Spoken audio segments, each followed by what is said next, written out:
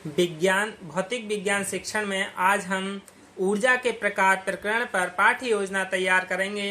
दिनांक 27/6/2020, विषय विज्ञान, उपविषय भौतिक विज्ञान, कक्षा व वर्ग 7C, कालांश सेकंड और अवधि 35 मिनट्स, जिसके सामान्य उद्देश्य हैं जनरल ऑब्जेक्टिव, छात्रों में वैज्ञानिक एवं सैद्धांतिक दृष्टिकोण विकसित करना, छात्रों में विज्ञान विषय के प्रति रुचि उत्पन्न करना, छात्रों में तर्क शक्ति, विचार शक्ति, कल्पना शक्ति आदि मानसिक शक्तियों का विकास करना, छात्रों में वैज्ञानिक तथ्यों का ज्ञान कराना तथा उनका व्यवहारिक उपयोग सिखाना। ये क्या है, इसके जनरल ऑब्जेक्टिव हैं। अब हम ऊर्जा के प्रकार प्रकरण की विशिष्ट उद्देश्य यानी स्पेसिफिक ऑब्जेक्टिव बनाते हैं।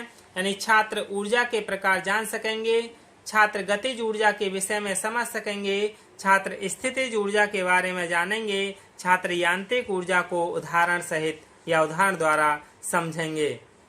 पूर्व ज्ञान यानी प्रीवियस नॉलेज, छात्र ऊर्जा के विषय में सामान्य जानकारी रखते हैं। शिक्षण सहायक सामग्री यानी टीचिंग एड्स, सामान्य कक्षोपयोगी सहायक सामग्री, गेंद, डस्टर, धागे से बंधी चौक, ये क्या है, शिक्षण सहायक सामग्री हैं जो कि शिक्षण को प्रभावशाली बनाते हैं।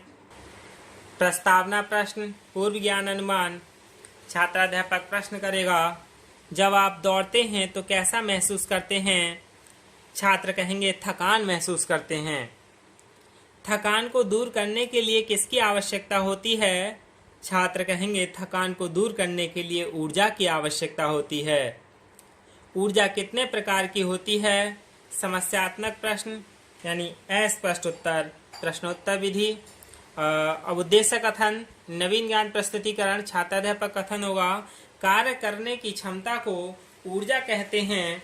ऊर्जा 3 प्रकार की होती है, गतिज ऊर्जा, स्थितिज ऊर्जा, यांत्रिक ऊर्जा। छात्रों, आज हम ऊर्जा के प्रकार के विषय में अध्ययन करेंगे। छात्र ध्यान पूर्वक सुनेंगे व समझेंगे। कथन विधि, पहला शिक्षण बिंदु है गतिज ऊर्जा।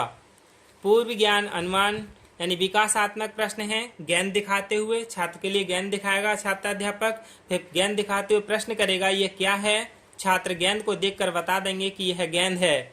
जब गेंद स्टंप से टकराती है, यानी क्रिकेट जो खेलते हैं उसमें बैट्समैन के पीछे स्टंप लगे होते हैं, जब गेंद स्टंप से टकराती है तो क्या होता है? छात्र कहेंगे जब गेंद स्टंप से टकराती है तो स्टंप उखड़ जाते हैं। गतिज ऊर्जा किसे कहते हैं? समस्यात्मक प्रश्न है, छात्र अस्पष्ट उत्तर यानी कोई उत्तर नहीं देगा। तब नवीन ज्ञान प्रस्तुतिकरण यानी छात्राध्यापक कथन होगा, वस्तुओं में गति के कारण जो ऊर्जा उत्पन्न होती है उसे गतिज ऊर्जा कहते हैं। गतिज ऊर्जा बराबर 1/2 mv², जहां m द्रव्यमान, v वस्तु की चाल।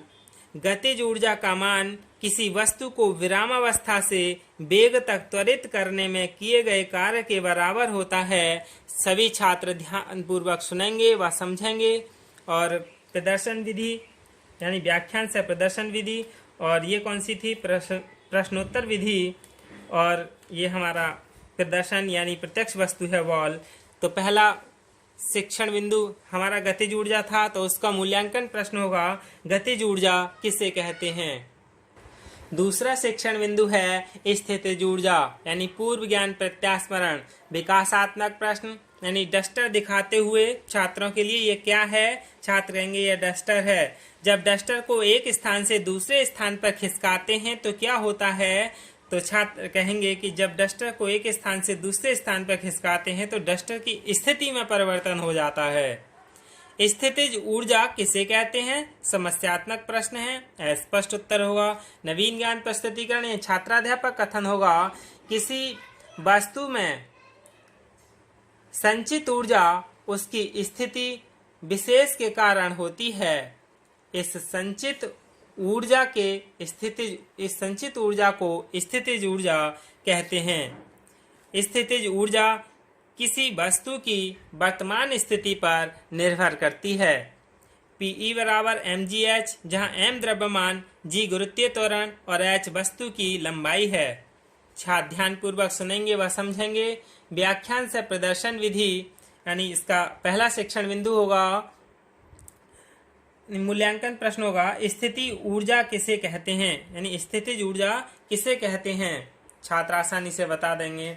फिर तीसरा शिक्षण बिंदु है यांत्रिक ऊर्जा, यानी प्रत्यास्मरण प्रश्न, विकासात्मक प्रश्न। धागे में बंधा चौक दिखाते हुए, यानी ये धागा है और धागे में एक चौक बंधा है, इसे दिखाते हुए ये क्या है, छात्र कहेंगे ये धागे में बंधा चौक है।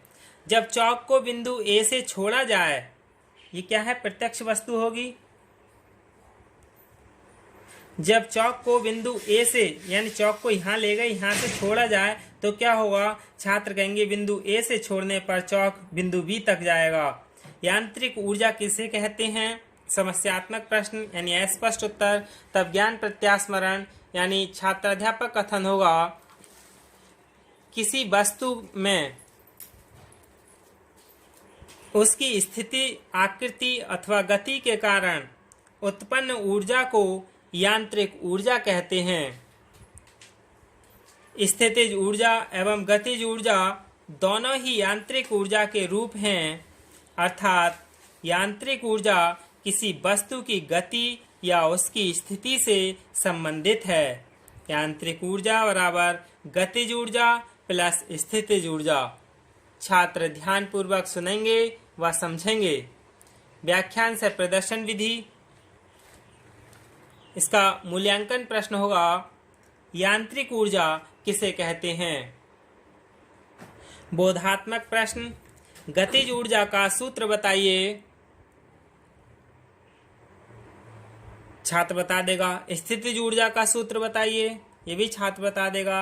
यांत्रिक ऊर्जा से आप क्या समझते हैं, ये भी छात्र बता देगा। क्योंकि जब तीनों शिक्षण बिंदु छात्राध्यापक ने प्रभावशाली ढंग से प्रस्तुत किए हैं और अच्छे से अधिगम कराया है और छात्र ने ध्यान पूर्वक सुना है, तो वह इन बोध प्रश्नों का उत्तर आसानी से दे देगा। फिर श्यामपट्ट कार्य यानी नवीन ज्ञान स्थायीकरण, छात्राध्यापक श्यामपट्ट पर गतिज ऊर्जा, स्थितिज ऊर्जा तथा यांत्रिक ऊर्जा को अंकित करेगा।